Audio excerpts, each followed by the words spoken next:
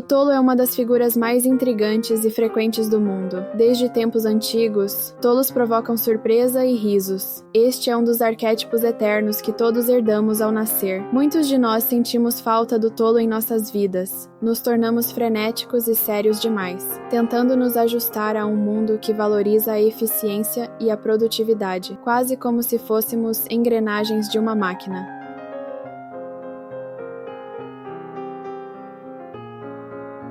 Como disse William Shakespeare, todo o mundo é um palco e todos os homens e mulheres apenas jogadores. Esquecendo que brincar é uma necessidade humana básica, ficamos entediados e exaustos, perdendo a capacidade de ser espontâneos, autênticos e apaixonados. A solução para isso é dar espaço ao arquétipo do tolo em nossas vidas. Para manter o equilíbrio e evitar se tornar excessivamente tolos e irresponsáveis, precisamos desenvolver o arquétipo do sábio, que apesar de sábio, reconhece os limites de seu conhecimento e é capaz de rir de si mesmo ocasionalmente. Os arquétipos não são parte de um sistema mecânico, mas sim pedaços da vida. O tolo é uma figura complexa, com muitas características atribuídas a ele, é visto como estúpido, inarticulado, incapaz de seguir padrões convencionais de comportamento, mas também possui simplicidade natural e inocência. A palavra tolo vem do latim folis, que significa um par de foles que expelem ar vazio, sugerindo uma pessoa de cabeça vazia, com pensamentos insubstanciais.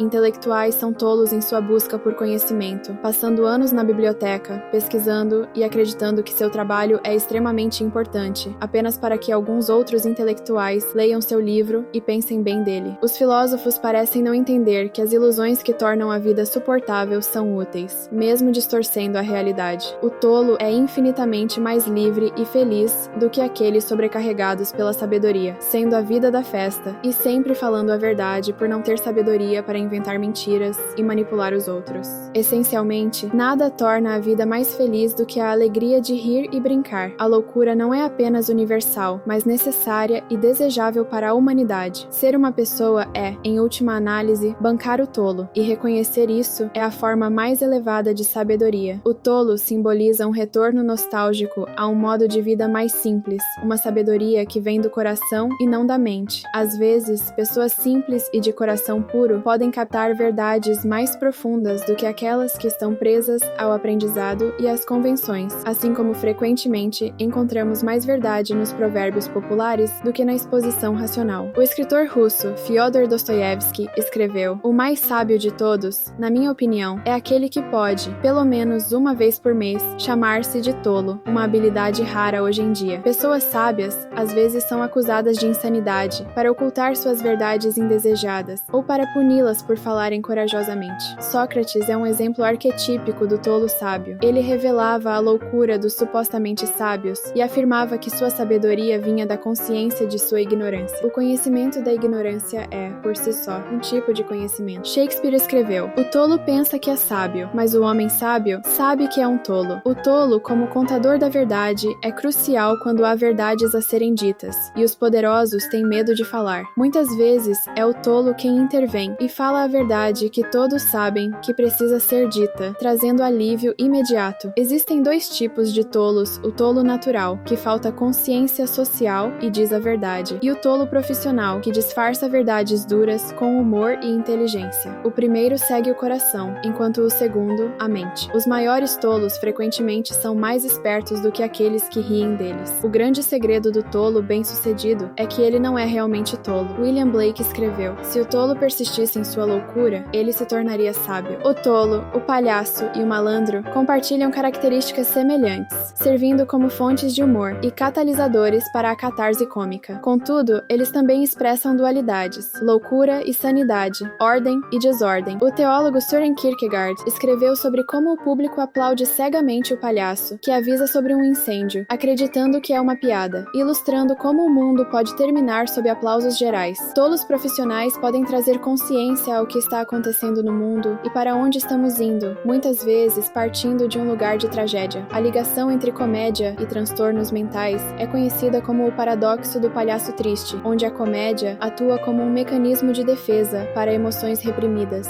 O tolo e o malandro diferem psicologicamente. O tolo é visto como inocente e inofensivo, enquanto o malandro engana intencionalmente os outros para seu próprio prazer. O tolo ri de si mesmo e quebra o gelo, permitindo uma comunicação admiração genuína, enquanto o malandro busca rir dos outros. Durante a Idade Média, a festa dos tolos permitia que todas as convenções fossem temporariamente suspensas, invertendo a ordem natural e permitindo que oprimidos expressassem hostilidade, luxúria e rebelião. Tolos também desempenhavam papéis importantes nas cortes reais, sendo os únicos permitidos a ridicularizar o rei, muitas vezes usando humor. Tolos desafiavam normas sociais, sendo agentes de mudança e vivacidade cultural. Em Dom Quixote, considerado o primeiro romance moderno, o escritor espanhol Miguel de Cervantes apresenta um homem que enlouquece após ler muitos livros de cavalaria. Ele decide se tornar um cavaleiro andante, adotando o nome Dom Quixote. Montado em seu cavalo fraco, ele protege os inocentes e derrota os malfeitores, apenas para acabar fazendo exatamente o oposto. Tudo isso é em nome de uma camponesa que ele idealiza como princesa, mas que permanece invisível no romance. O termo quixotesco descreve uma pessoa iludida, incapaz de distinguir realidade de fantasia e que persegue ideais elevados e românticos, mas impraticáveis.